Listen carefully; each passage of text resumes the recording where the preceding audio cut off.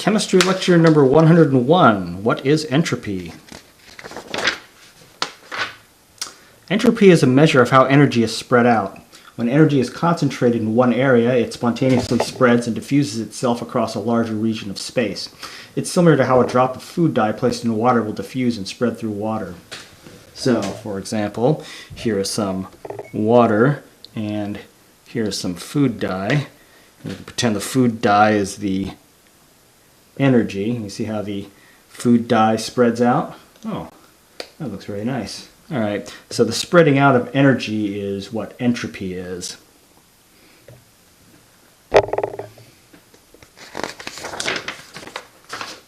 Another example of entropy is the diffusion of gas atoms or molecules.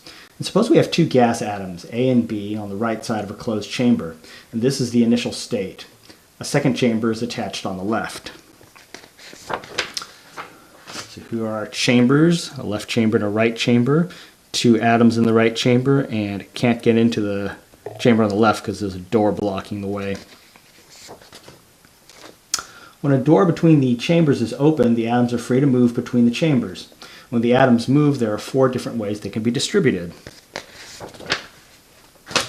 You can have both atoms in the right chamber, both atoms in the left chamber, or you could have atom A in the left chamber and atom B in the right chamber, or atom B in the left chamber and atom A in the right chamber. So these are the 4 different ways the atoms can be distributed. Both on the right, both in the left chamber, A in the left chamber, B in the right chamber, or B in the left chamber and A in the right chamber. So 4 different ways that the atoms can be distributed. Now there's a 1 in 4 chance that both atoms will be on the left, all right? Because there are 4 different choices, and there's 1 out of the 4. Okay? There's a 1 out of 4 chance that both atoms will be on the right. Okay, so that would be this one right here. So out of the 4, here's one of the choices, both atoms on the right. And there's a 2 out of 4 chance that there will be an atom in each chamber. So 1, 2, all right, so 2 of these, an atom in each chamber out of the 4. And this is a greater chance that the atoms will be evenly distributed between the chambers compared to being concentrated on one particular side. And likewise, it's more likely that the energy will spread out and be distributed rather than remain concentrated in one area. Since the atoms are moving or have kinetic energy, we can see this as an example of kinetic energy being spread over a larger region. And some books say that entropy increases when there's an increase in the number of ways that energy can be distributed. In our example, the number of ways the energy could be distributed went from 1 to 4 possibilities, so entropy increased. Another way to look at entropy is to say that it increases when we're less able to predict the location of particles at a particular moment in time. In our example, we initially knew that the 2 atoms were in the chamber on the right. After we opened the door, the atoms could move, and there were now 4 possible locations for the atoms. And since the possible locations of the atoms increased from 1 to 4, we're less able to predict the exact location of the atoms, and therefore have an increase in entropy. Entropy would also increase if the atoms were moving faster. The most common way that entropy is explained is to say that it's a measurement of disorder or randomness. And with our example, the initial randomness of the atoms is low since both atoms are in one location. So initially, the randomness was low because both atoms were right here in one location on the right side of the chamber. When they are allowed to move, the possible locations has increased to 4. See, these are the 4 choices. Right? So our knowledge of where they are is less precise and more random. The only time we would know precisely where an atom is located is when an atom is not moving or has no kinetic energy. Now this would occur if a solid has a temperature of negative 273 Celsius or 0 Kelvin, also known as absolute zero. Absolute zero is the complete absence of energy from a substance, and its particles do not move at all. Substances at absolute zero contain no entropy. But if we add energy to a solid at absolute zero, the atoms will absorb the energy and begin to vibrate.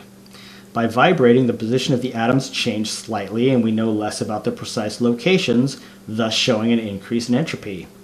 And thus, all solids at a temperature above absolute zero contain entropy. Okay. So here's a particle in a solid, and it's absorbed a little bit of heat, and this atom or particle will vibrate up and down and left or right. And when a particle in a solid vibrates, its position is less precise, thereby showing that it has entropy. Okay. Liquids contain more entropy than solids, since the particles of a liquid continually slide past each other, and this makes their positions even more difficult to predict. So, in a liquid, the particles are close together, but they're sliding past each other.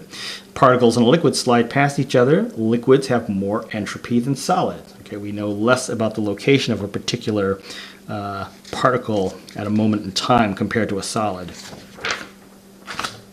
Now, particles that make up a gas are far apart and moving rapidly. It's very difficult to predict the location of particles under these conditions. And thus, the gaseous state of matter contains the highest amount of entropy. So, as you go from solid to liquid to gas, entropy increases. Okay, so gas particles are far apart and they move rapidly. Gases have the highest amount of entropy. Now, the entropy content of substances is often listed in charts, and the chart I'm going to show you can be found at www.richardlouis.com under Chemistry Lecture number 101. And the letter S is used to represent entropy. Okay, so here's our thermodynamic properties chart, and they list the substances, and then they list the amount of entropy inside the substances. So I can lift this up a little bit. So you see the S represents entropy under standard conditions. That's what the 0 means. And if you look at the entropies of different things, let's look it up for water, for H2O. Okay, so here it is. So for H2O in liquid form, the entropy is 69.91. But if you look at it for H2O in gaseous form, it's a lot more. It's 188.825. All right. So if you notice that the entropy of H2O in gaseous form, 188.825 joules per mole Kelvin, is greater than that of H2O in the water liquid form, which has an entropy of 69.91. So this again shows that gases have more entropy than liquids.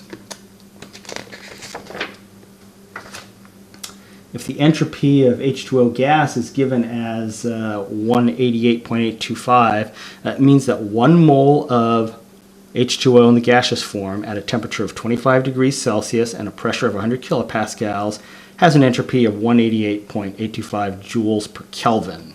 Right? And notice that entropy is expressed as a ratio of energy to temperature, joules to Kelvin. Knowing the entropy of products and reactants from the thermodynamic properties chart, we can calculate the change in entropy that occurs in a chemical reaction using the formula delta S equals sum of the products minus sum of the entropies of the reactants. So here's what it all means. Delta S is change in entropy for the reaction under standard conditions. That's what the little 0 means. This is the sum of the entropies of the products, and this is the sum of the entropies of the reactants. So let's do a problem. Find the change in entropy under standard conditions for this reaction. So what we do is that we write down the entropies of the products and the reactants from the thermodynamic properties chart and add them together. So we look up the entropies of all these things off of this chart. So if we did that, here we have CO2 and H2O products. So CO2 on the chart, it has an entropy of 214. And then H2O liquid form, it has an entropy of 69.9, and I'm multiplying it times 2, and I'll explain that later. And then here are the reactants, CH4. If you look it up on the chart, it has an entropy of 186. And then O2, it has an entropy of 205, which we multiply times 2. So notice that the entropies of H2O and O2 were both multiplied by 2, here and here. And this is because there's a 2 in front of H2O and O2 in the balanced equation. So See, there's a 2 in front of the H2O, so that's why we multiply that by 2. And there's a 2 in front of the O2, that's why we multiply this times 2. So whatever coefficient number is in front of the compound in the balanced equation, that's what you have to multiply the entropy by. All right. Now,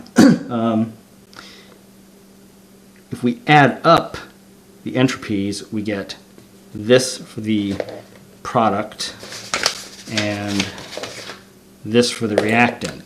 So this is the amount of entropy that ends up in the products, and this is the amount of entropy that is in the reactants before the reaction occurred. So we can substitute the product and reactant sums into the equation and solve. So we're going to take the entropy of the products,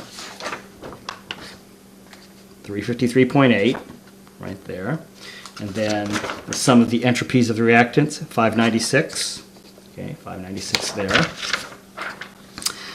If we subtract products minus reactants, we get negative 242.2, or rounded to 3 figures, negative 242 joules per mole Kelvin. So negative 242 joules moles kelvins means that the entropy decreased after the reaction. So the energy was not as spread out as much afterward. All right. Now, if the answer had been a positive number, it would have meant that the entropy has increased. All right. So negative sign means a decrease in entropy. Positive sign means an increase in entropy.